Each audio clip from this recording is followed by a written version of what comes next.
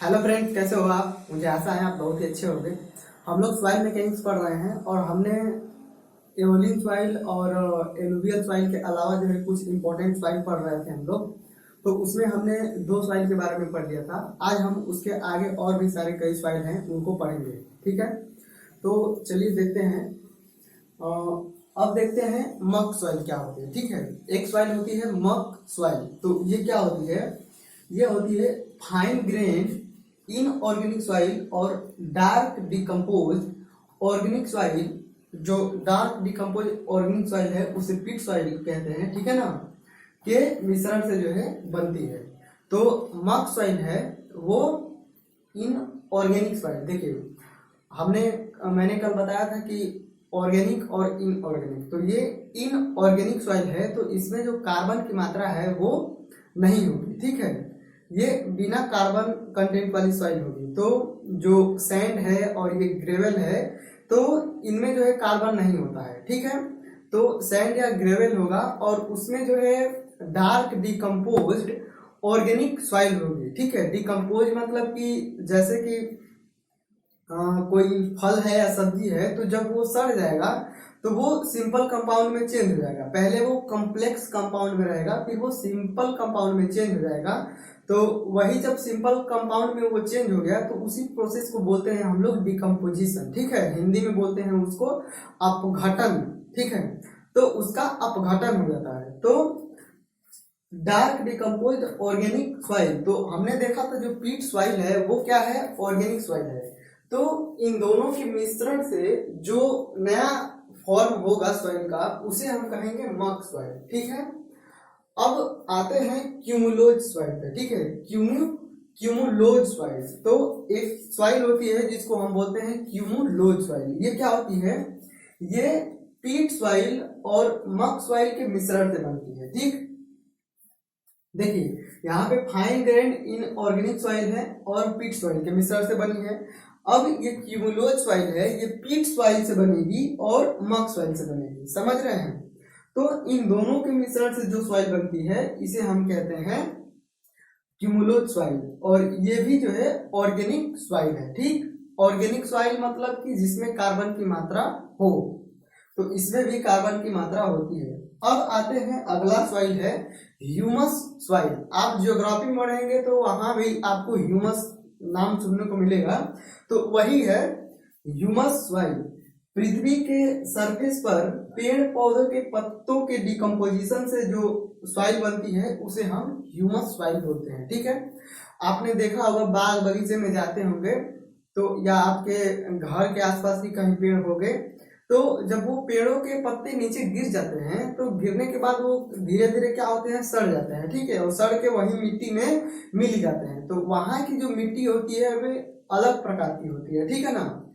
तो जब वही पेड़ पौधों के पत्ते गिर करके सड़ करके सॉइल बन जाती है उसी को, तो उसे हम बोलते हैं ह्यूमस सॉइल, ठीक है। और ये जो है केमिकल वेदरिंग इसका होता है। आप जानते हो कि पत्ते गिर गए हैं, जब वो सड़ेंगे तो उसमें केमिकल चेंजिंग होता है, ठीक है ना। तो ह्यूमस सॉइल जो है इसका जो है केमिकल वेदरिंग होता है, ठीक। अब आते हैं अगली सॉइल है जिसको हम बोलते हैं गम्बो सॉइल, ठीक है। GUMBO gumbo soil. तो जो गम्बो सॉइल होती है ये चिपचिपी होती है और हाईली प्लास्टिक होती है, ठीक है ना। यह सॉइल जो है स्टिकी, स्टिक का मतलब होता है चिपचिपा, जिसमें चिपचिपा, समझ रहे हो। और हाईली प्लास्टिक होती है और यह जो है डार्क कलर की होती है। देखो चिपचिपा समझ में आ रहा होगा लेकिन हाईली प्लास्टिक नहीं समझ में आ रहा होगा। देखो जो हम लोग प्लास्टिक यूज करते हैं ना, जो थैला यूज करते हैं सामान लाने के लिए, वो वाला प्लास्टिक नहीं। प्लास्टिक का मतलब है कि किसी भी सॉइल को आसानी से, मतलब कितनी आसानी से जो है किसी शेप में हम ढाल ले रहे हैं, ठीक है।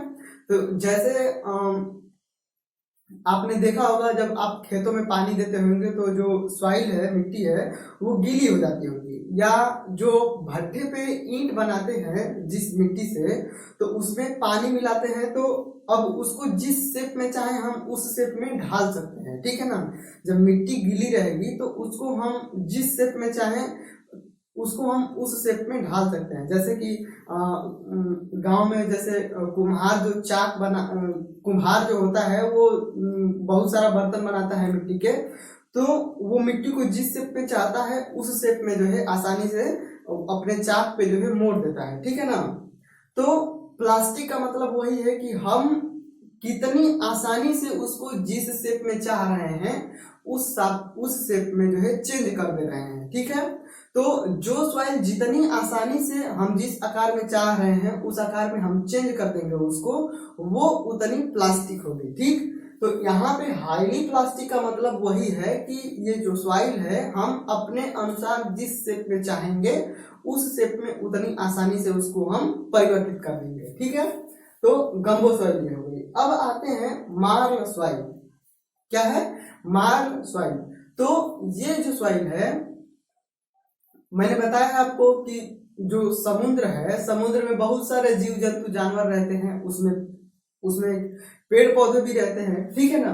तो समुद्र में यूनिसेलुलर प्लांट ऐसे पौधे हैं जिनमें एक कोशिका हो, ठीक है ना, एक कोशिकीय पौधे, और समुद्र में जो जीव जंतु हैं तो वो मर जाएंगे तो उनकी जो हड्डियां हैं वो वही समुद्र में ही पड़ी रह जाएंगी, ठीक। तो अब देखो हम लोगों की हड्डी है या किसी भी जानवर की हड्डी है तो उसमें जो है कैल्शियम पाया जाता है, ठीक है ना। और वो कैल्शियम जो है कैल्शियम कार्बोनेट के रूप में होता है, CaCO3 के रूप में रहता है जो कैल्शियम है। तो अब इसमें जो है बाइंडिंग की प्रॉपर्टी होती है, ठीक है ना।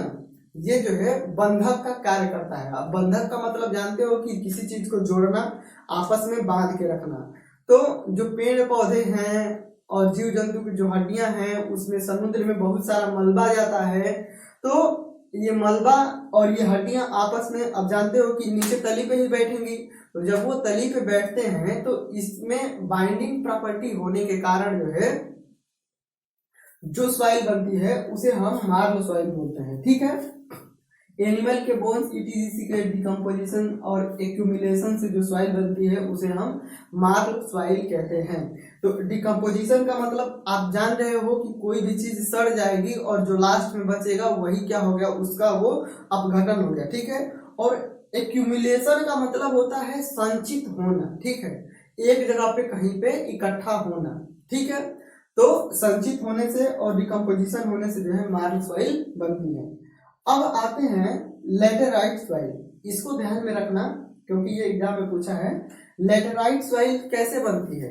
तो रॉक के लीचिंग एक्शन से जो है लेटेराइट सॉइल बनती है, ठीक है। लीचिंग एक्शन क्या होता है? जो रॉक में नमी है, जो मिनरल है, जो लिक्विड अवस्था में है, जो सैप है रॉक में, वो बाहर निकल जाएगा, तो जो शेष बचेगा वही क्या है, सॉइल है, ठीक है ना।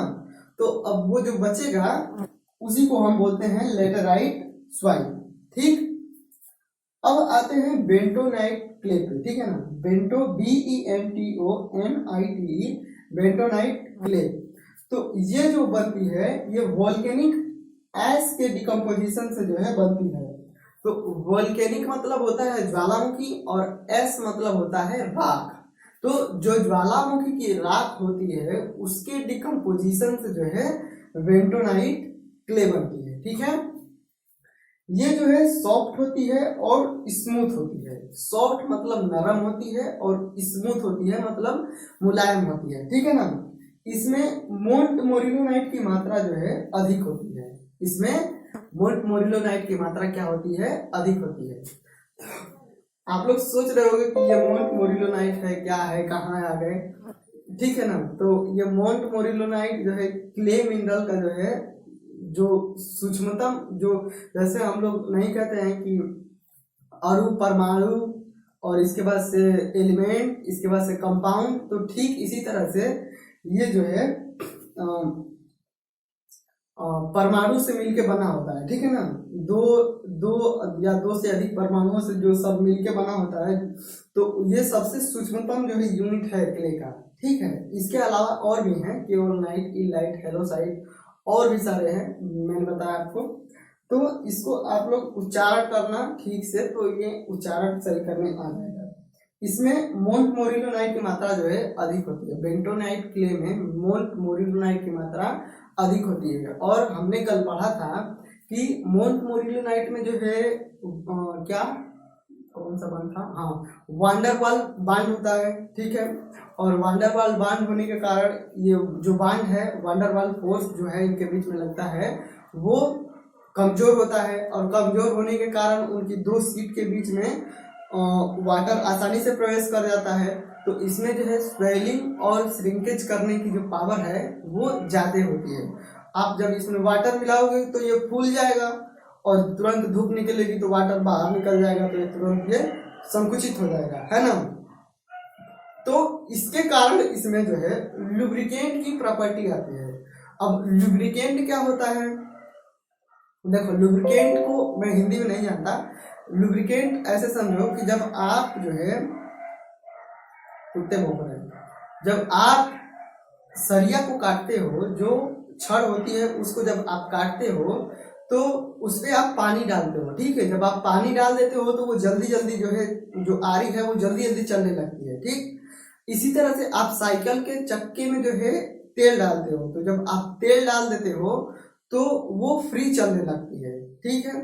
इसी तरह से आप जो है मशीन में, चारा काटने वाली मशीन में, उसके बियरिंग में जो है आप जो है तेल डालते हो तो वो हल्का चलने लगती है, ठीक है।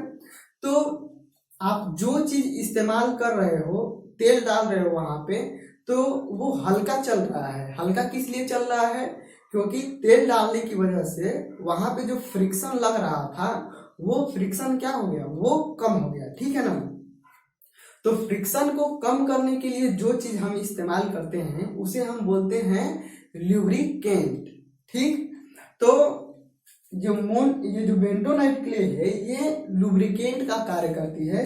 किसमें कार्य करती है, इसका यूज हम जो है जब ड्रिलिंग करते हैं या पाइलिंग करते हैं, ठीक है।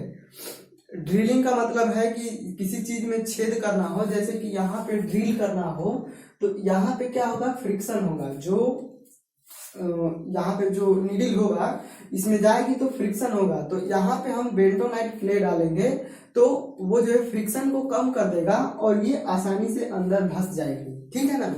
इसी तरह से पाइलिंग करने में, पाइलिंग क्या होता है, पाइलिंग देखो जब सॉइल जो होती है उसकी बियरिंग कैपेसिटी जो है अच्छी नहीं होती है, उस पर लोड हम लगाएंगे तो वो अच्छी तरीके से बियर नहीं कर पाती, तो उसकी बियरिंग, अब वहां पे स्ट्रक्चर बनाना जरूरी है, तो उसकी बियरिंग कैपेसिटी बढ़ाने के लिए जो है इसमें लकड़ी के या कंक्रीट के, आरसीसी कंक्रीट के जो है ऐसे कॉलम होते हैं, ठीक है ना। जैसे ये है तो यही होते हैं ऐसे ऐसे।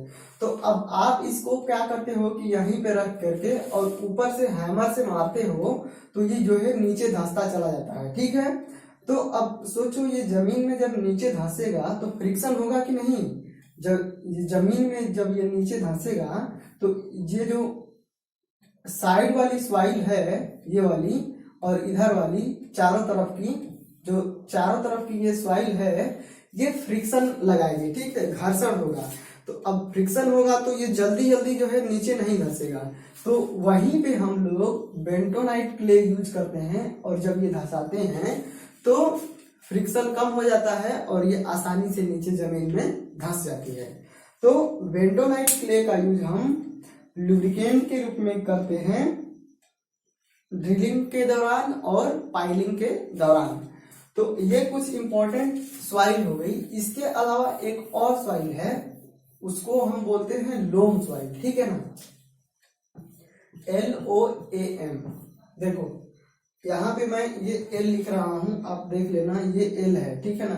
तो एक और सॉइल होती है लोम सॉइल और ये बनती है सैंड से, सैंड, सिल्ट और क्ले। तो जो लोम सॉइल होती है ये सैंड, सिल्ट और क्ले से मिलके बनती है और इसमें तीनों का ही परसेंटेज 50% से अधिक नहीं होना चाहिए। मतलब कि देखो सैंड हो गया, सिल्ट हो गया और क्ले हो गया, ठीक है ना। तो ये तीनों सॉइल को जब हमने मिला दिया तो ये हो गई लोम सॉइल। और ऐसा नहीं हो कि सैंड का प्रतिशत, सैंड जो है अकेले ही आधे से अधिक हो गया, मतलब कि 50% से ज्यादा हो गया, ऐसा नहीं होना चाहिए, ठीक है। ये तीनों सॉइल का परसेंटेज जो है, मतलब कि किसी भी एक का जो है 50% से ज्यादा नहीं होना चाहिए, ठीक है। तो जैसे सैंड हो गया तो ये 50%, 55, 60% नहीं होना चाहिए। सैंड 50% से कम ही रहेगा, इसी तरीके से सिल्ट भी 50 से कम रहेगा, इसी तरह से क्ले भी 50 से कम ही होना चाहिए। इन तीनों में से किसी का परसेंटेज अकेले 50 से ज्यादा नहीं होना चाहिए, ठीक है। तो लोम सॉइल क्या है? सैंड, सिल्ट और क्ले का मिक्सचर है, जिसमें से किसी का भी प्रतिशत 50% से ज्यादा नहीं होनी चाहिए। तो ये हो गया, हमने जितने सॉइल थी, कुछ इंपॉर्टेंट सॉइल थी, उनको बारे में हमने अच्छे से पढ़ लिया। तो अब ये जो इंट्रोडक्शन था सॉइल का, ये अब खत्म हो गया है। अब हम आगे पढ़ेंगे जो सॉइल की प्रॉपर्टी है उसके बारे में।